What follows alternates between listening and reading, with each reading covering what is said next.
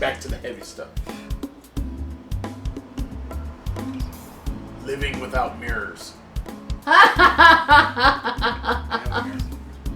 You're the only one. You potentially. My door's open all the time. Right, but basically we are living without mirrors right now, and I thought it was interesting that we're walking around every day essentially not seeing ourselves. Yeah. With a mirror in our pocket. No. No, I mean, it's not the same. you can look in lots of devices. That's not what I'm talking about. I'm talking about just I'm walking from here to there, and we don't see ourselves in our home. Most people have mirrors in their home where they can see themselves or some way of seeing themselves as they move throughout their house. Well, we don't have that. Nope. You have to go at your phone or go at your iPad or find a teeny mirror and look at something specific, but you don't really get. I think people need to maybe do this more often. They might learn something about themselves. Yep. I hate to call it a mirror challenge because I just ranted about not having challenges because, the get off my neck, I can't breathe challenge thing is some bullshit. But, you guys seen this? Oh, yeah. You seen this? Where people are now getting on other people's necks? No, let's be clear. It is white people getting on white people's necks. Of course it's white people. Don't say people. Oh. Identify them for who they are. Who else would do this? Identify them for who they are. I'm sorry, but I don't think there's another kind of people out there that would simulate getting on someone's neck. Look. It was pretty apparent that it was going to be white folk.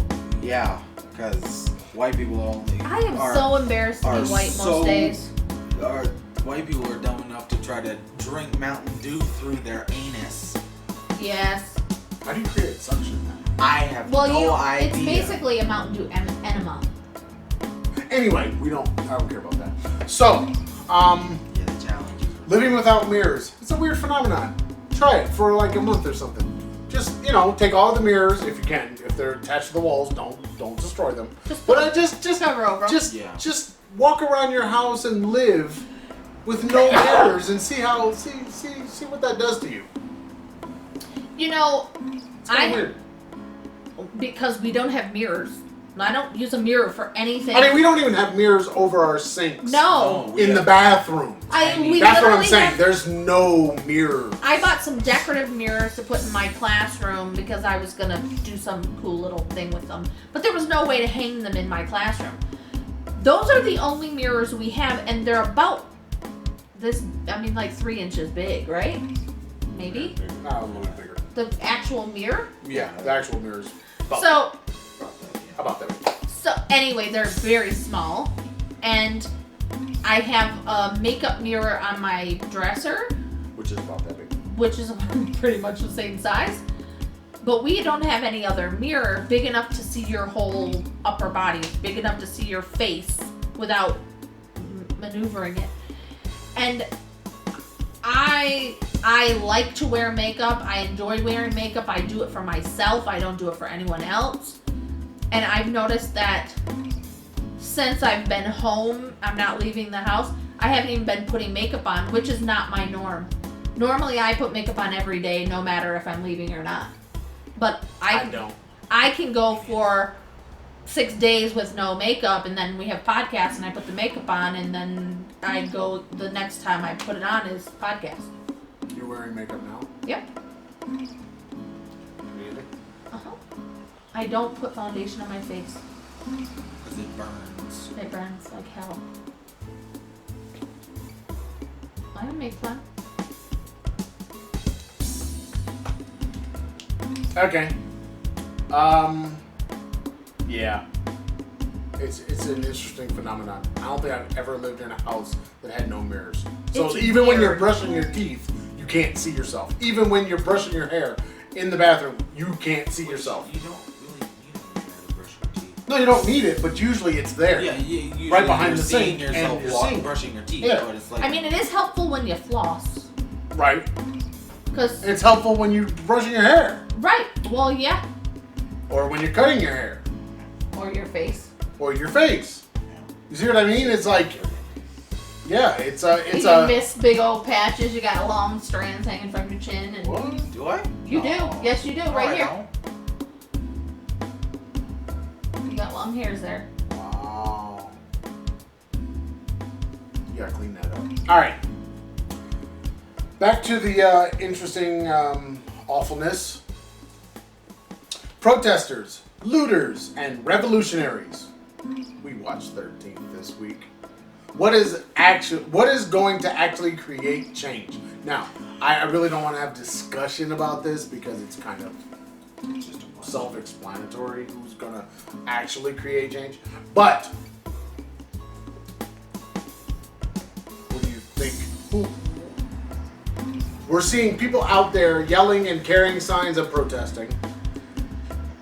We're seeing people out there looting, and just let's put looters and destroyers in the same group.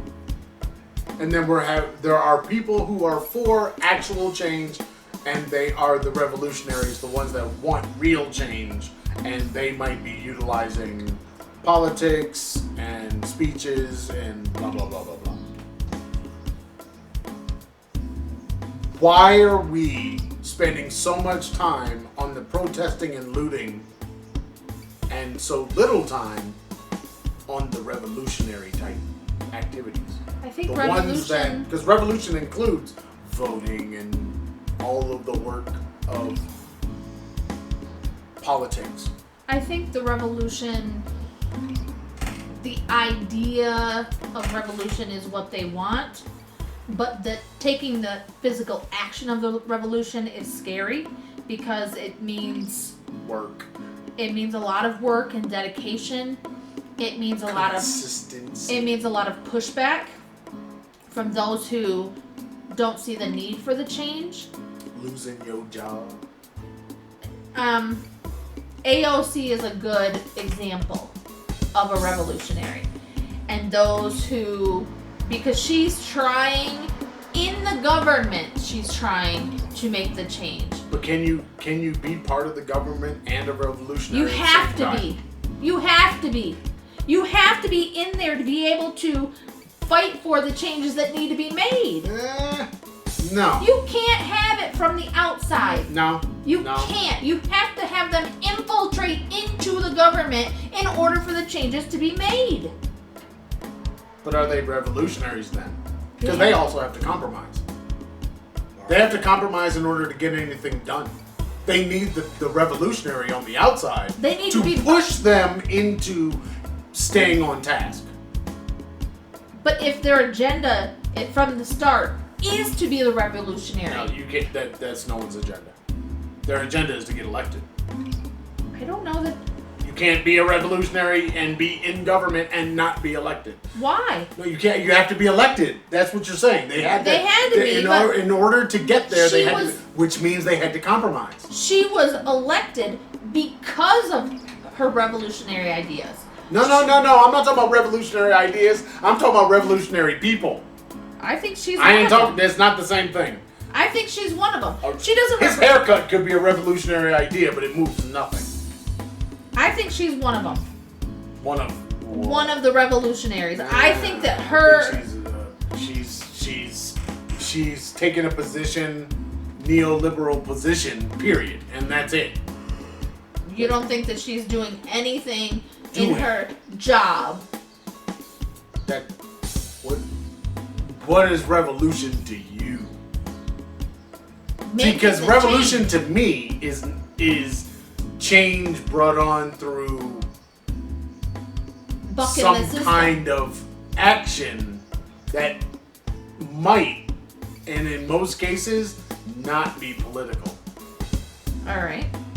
It's going to be actual war. That's revolution. In other words, you don't get the United States of America without a revolution. They had all kinds of politicians. They had all kinds of people that, and as soon as they were not wanting to hear what they had to say anymore, they stopped listening to them. And then, what did they have to do in order for their demands to be met? They're political demands. In order for those political demands to be met, they had to go to war.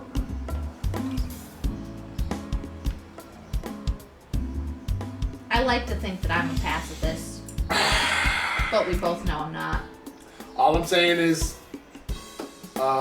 change, in order to bring about change in any aspect of the United States system, I do not believe that that change is going to happen without some kind of action against that which is stopping the change. Okay. I'm being very politically correct right now. Why? You aren't normally politically correct. Just spit it out. Oh, no, I'm being politically correct. Why? Because I don't want to Because be inciting insurrection I don't think that's gonna happen. to our thousands of listeners, I don't think you're gonna of incite millions insurrection. of listeners around the world. All I can tell you is whenever you hear about revolution, it's almost never peaceful. No. I say almost never because there might be some kind of revolution type idea, like maybe Bob Marley issued a revolution that was not about war, but those are usually just changing of minds. But actual revolutionaries, that's war talk. I was invited to a group this week. Educators for Change or something like that. And I'm going through some of these posts, and they're posting all these materials that these educators can read about how to be less racist, how to be less biased, how to be more inclusive. And all I kept thinking as I'm scrolling through is, how did these motherfuckers not know this shit before? How did they not know that there were books about this and videos and articles and speeches, and where the hell have they been living? And why in the fuck, if you are teaching children of color, don't you know about any of this? What in the hell? I was so mad at some of these things. I had to leave, close out the Facebook and walk away for a few hours because I was just fuming. Like, there's a book about white fragility. There's a whole book about it. And this teacher said, "Oh, this is so profound. I never would have thought of any of this." And I'm thinking, what? I don't understand. Where do you What's the this you're referring to? It was the fact that which is what happened in the film. Which film?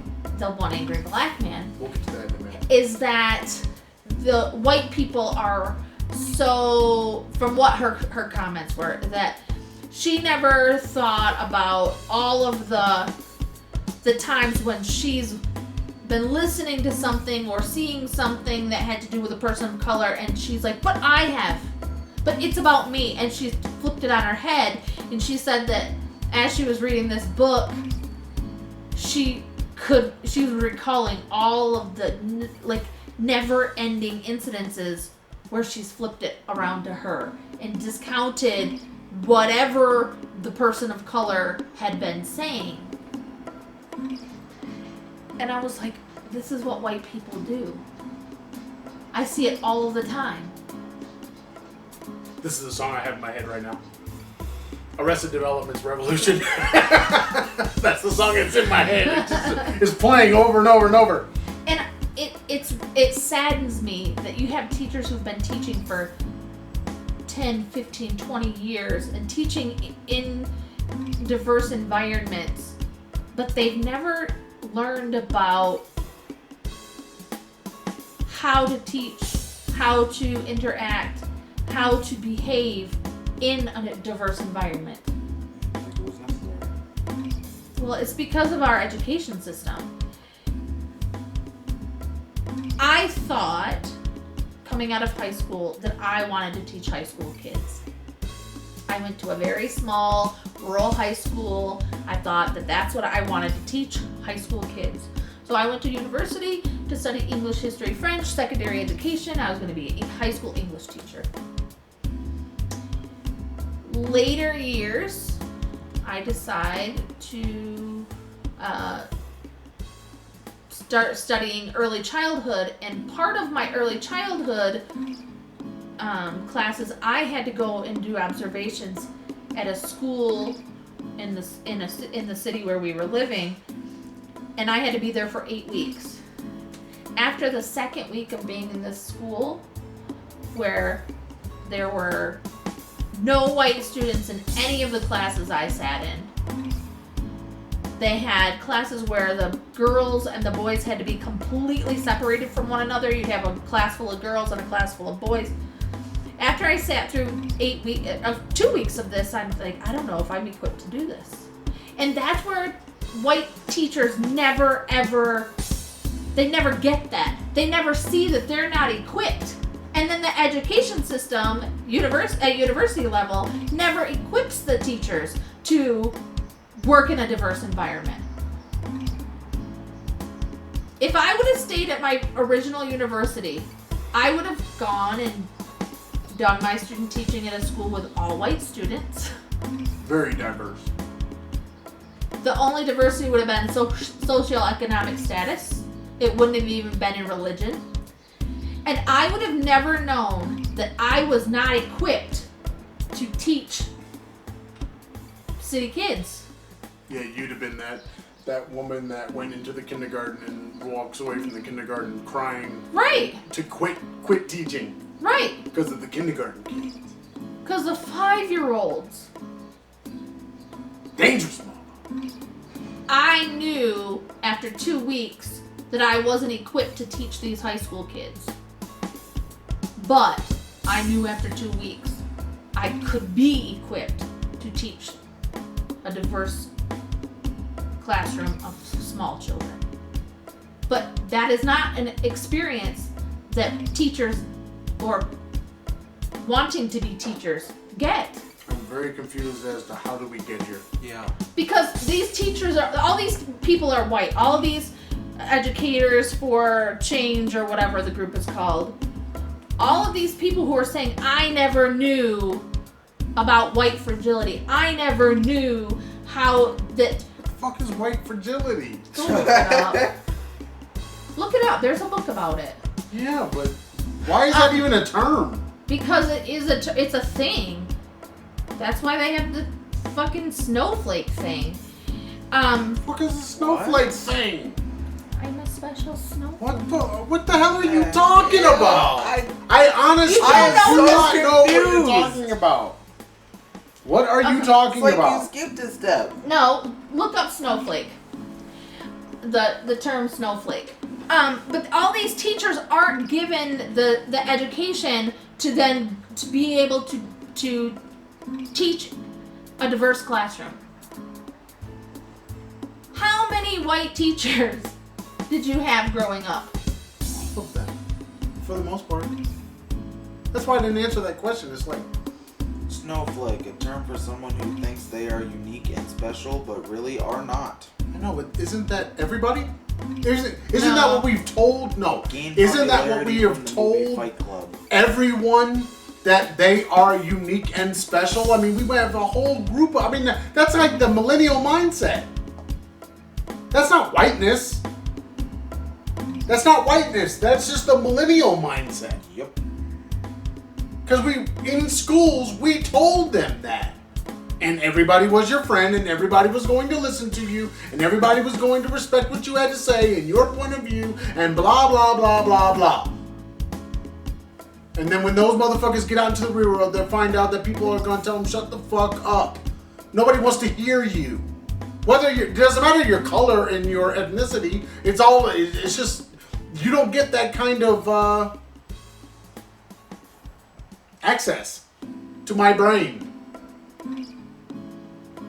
You know, I think we did that to inside of education and try to make people feel good about who they were as students and all, you know.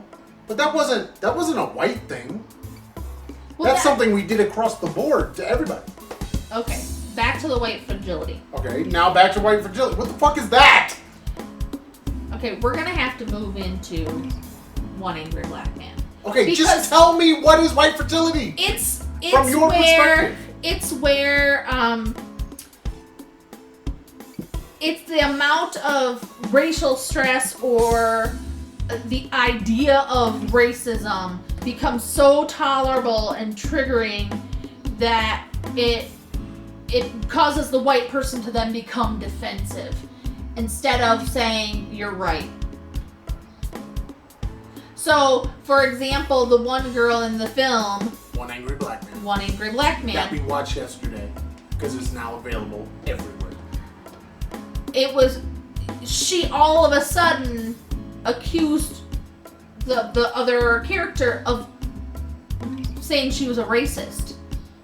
Her behavior, her guilt, her inability to cope with being able to talk about race is an example of white fragility. And the other girl talking about, I can't even deal with this, I can't cope. Another example of white fragility. Oh. Because they can't talk about racism in a reflective and academic sense. They also can't speak of racism and identify with the things that they are doing that are racist. Because they don't want to see themselves as racist. They don't want to see their behaviors as racist. And the only way you change your racist behavior is to identify them and make a conscious effort to stop.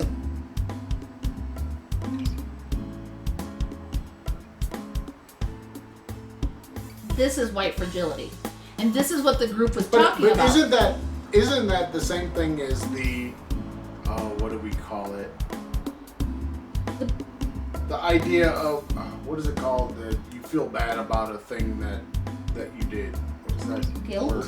Yeah, white guilt. Isn't that basically what we're talking about? Yeah, kind of. That we're talking about how white folks have behaved inside of the United States or around the world, depending on your focus. And then white people of today feeling bad that these things happened and then feeling attacked, and then they don't want to talk about it because they feel bad. Isn't that what we're talking about? I mean, isn't that the white fragility that... Yeah. The book is called White Fragility. White Fragility, Why Is It So Hard for White People to Talk About Racism? And it's by Dr. Robin DiAngelo. Okay, but I mean, I guess this book is changing how these educators are viewing themselves in the classroom and how they interact with their students, which is good. But why have you been teaching for 20 years and you've not known this? Known what, though? How you behave, your biases, how you view... Most people do not realize that they're biased. Most people do not realize that they're biased. That's why now that with these algorithms that are out there for computers, that's why the bias is built into the algorithm, because people didn't realize that they were being biased. Like, it's just a normal thing, but they're building that bias into those robots that you don't like so much. And so you're going to end up having ideas, a policy recommendation. The algorithms are going to kick out certain things. Like if I guess if you went on Netflix and you liked a whole bunch of black movies, then all of a sudden all you're going to ever get is black movies. Yeah. Kind of thing. Yeah. Because, like yours is populated with documentaries, whereas mine's populated with cooking shows. But there's something biased about maybe they're only showing you cooking shows that have white folks in them. They're not showing you cooking shows that have black folks in them, even though those might be existing, or Asian influenced cooking shows or whatever. Right. They're only showing the one thing because you like this one set or something. The bias is built into the algorithm. That's not necessarily true for Netflix, but it's just an not. example of how that could be played out. So most people do not walk around on a daily basis saying, I'm biased and I need to change. That's what we're always fighting when it comes to bias. Yeah. I guess That you don't realize it. I guess maybe my education was different, and once I got to the early childhood stuff, because that was something that was brought to our attention during student teaching. That was one of the things that our mentors or our principals were asked to observe and then give us feedback about, so that then we could be aware and make the changes as necessary. I don't understand make the changes. Well, I'm sorry, for this is example- not what people do. Okay, they don't, but I had a thing, especially in the beginning of my teaching, where I preferred to play with, talk to, help the little boys more than the little girls. And that was something that was brought to my attention. Hey, did you realize that you interact more with the boy students than you do with the girl students? And I didn't realize that. And so I made more of a concerted effort to make it more equal for myself and for the students. But maybe other educations, they don't do that. That was part of my education when I was going for early childhood. Yeah, but okay. But they don't do that in other teaching levels? Do what? Say, hey, do you know you're doing this? You're saying reflect upon what you've done in the classroom And then have then change how you do what you do Yes.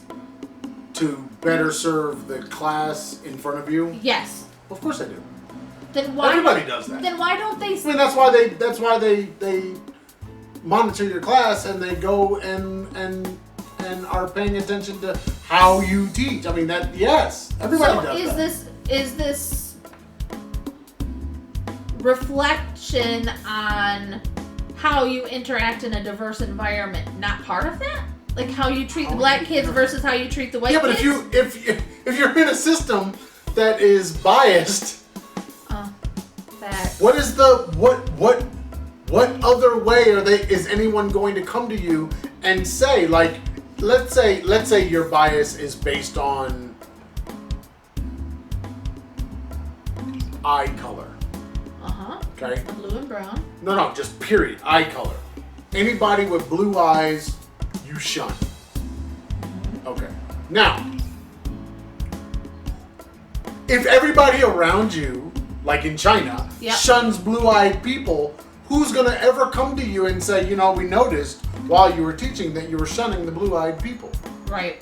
Nobody. They're never going to point it out. So then your bias is then part of the culture.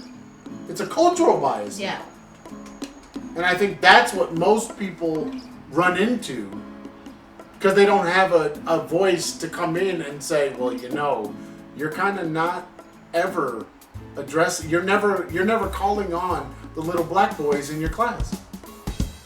Right. You're calling on everybody else, but you never call on them. They have their hands raised, they have the answers, but you're never calling on them. Somebody's got to be there to say that, notice it, see it, and then tell you. But if they agree with what you're doing on I would say probably a subconscious level at that point, then they're just going to look at it like black boys don't have the answers, or we don't really want to hear from them. They're sitting maybe middle and maybe they're in the back of the class or whatever, it doesn't matter. But everybody's looking over them in the classroom. Even if they're in the front, they're not even looking at them. They're looking at all the other students in the classroom. So then that bias keeps getting carried through. Yeah.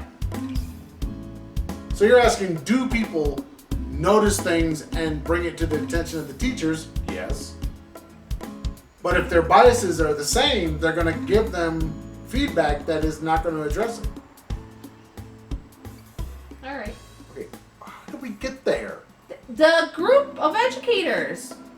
Talking about how How they did we didn't- get there? they didn't I know. don't think I had anything about education here. I brought this up about bias. The white fragility. Go ahead with your next one. I swear I started with protesters, looters, and revolutionaries. You did? I don't know how we got there. Like, how did we get from We have that to that? educate the children. Just continue on, Aaron. No, I'm being serious. You'll- I want to know the connection because we got into one angry, which is something we need to talk about, but I don't know if Alright, where the connection is. just keep going.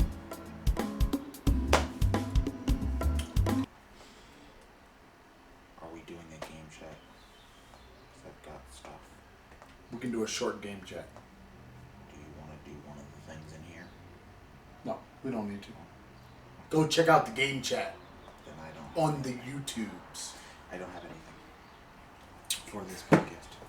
If you want to find the Traveling Farrs, you can find us on the YouTube, Facebook, Pinterest, iTunes, Spotify, and anywhere the good podcasts are sold at the Traveling Farrs. FYI, podcasts are free. If you want to see us on the Instagram or the Twitters, we are Traveling Farrs. If you like the email, travelingfars@gmail.com, and the blog space where this podcast goes, the travelingfars.blueberry.net. No E's in the And don't forget to check out no our E's in the Patreon. blueberry. And then you can look down there at the, say it, The Patreon. the Patreon down there. Okay. Patreon.com/the-traveling-fars. Yeah, man. Send us money. Give us your money. Give us all the money. All the money. Give I us love all the money. Give us all the monies that you have, and we'll make Because we're moving. And we'll keep making stuff. We're moving and we need the money. and We're we'll moving and we're going to have to get more stuff. shout you out if you give us money. We will put you in here. I will start putting up credits. She will Maybe throw we'll your do a business maybe in the we'll do a street. scroll and we'll just have the names going up through I, that thing. I will throw the business She'll in the throw street. your business in the street. 'Cause you Karen like to is throw very business in good the street. at You putting like doing people's business in the street And I'll spoil anything you got going on. and every movie. Yeah, that you haven't seen right. yet. The spoiler will spoil it Yeah. for you. All right, that's it. That's it. That's it. You got that. Say goodbye to the people. Bye, people. Peace.